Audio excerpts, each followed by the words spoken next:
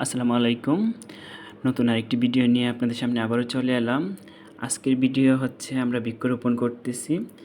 আসলে গাছের প্রয়োজনীয়তা আমাদের কাছে অপরিসীম। বৃক্ষ ছাড়া মানুষ বাঁচতে পারে না।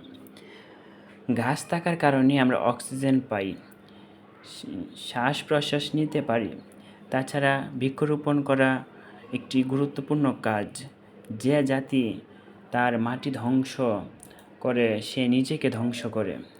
গাছ ধ্বংস করা মানেই মাটির ক্ষতি করা, কারণ বন হলো আমাদের জমির ফুসফুস, বাতাসকে বিশুদ্ধ করে এবং মাটির উর্বরতা বাড়ায়। আর তাই আমাদের প্রত্যেকেরই উচিত বেশি বেশি করে বৃক্ষরোপণ করা। দেখেন, আজকে বৃক্ষরোপণ করার কারণে অনেক মানুষজন কত আনন্দিত, তারা নিজ উদ্যোগেই গাছ নিতেছে, গাছ রেডি করতেছে। আমরা জাস্ট একটু তাদেরকে সুবিধা করে দিলাম। বৃক্ষরোপণ করুন, কারণ তারাই আমাদের বেঁচে থাকার জন্য দুটি গুরুত্বপূর্ণ উপাদান দেয়, অক্সিজেন এবং বই।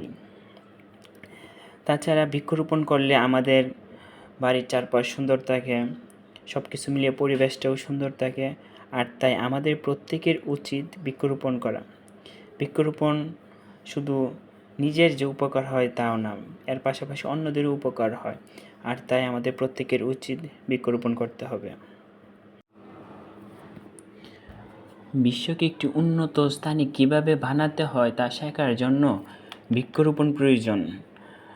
আর তাই বৃক্ষরোপণ করতেছি। দেখেন, আমাদের ক্লায়েন্টগুলো অনেক কষ্ট করে হলেও তারা রৌদ্রের মধ্যে দাঁড়িয়ে গাছ নিতেছে এবং রেডি করতেছে। আমরা প্রত্যেকজনকে প্রায় 20টি করে চারা দিয়েছি, যেন তারা বাড়ির চারপাশ লাগাতে পারে।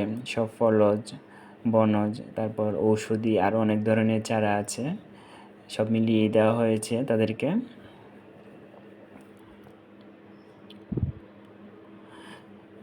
আরেকটি গুরুত্বপূর্ণ বিষয় এবং সার, গাছ কীভাবে লাগাবে সেই বিষয়ে আমরা বলে দিয়েছি।